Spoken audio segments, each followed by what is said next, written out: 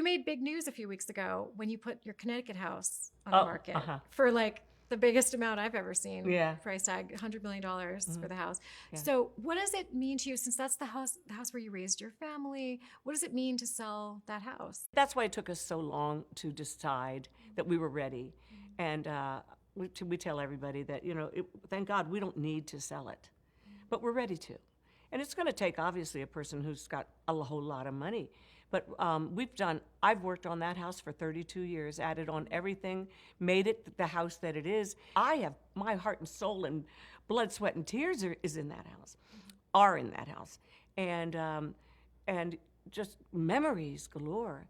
But once Frank passed and my kids went off to start their own careers and start their own families, the music went out of the house for me. I used to have Neil Sedaka there all the time, Dolly Parton, Larry Gatlin, you name them. They were Kenny Loggins, Kevin Costner.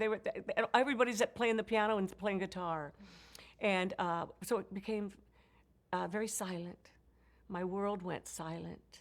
I buried my father, buried my mother, buried my husband, buried Regis, my dear friends. And I remember Frank saying towards the end of his life, he says that we were looking at a picture of our wedding. We got married out in Bridgehampton. And he goes, look, honey, they're almost all dead. Yeah.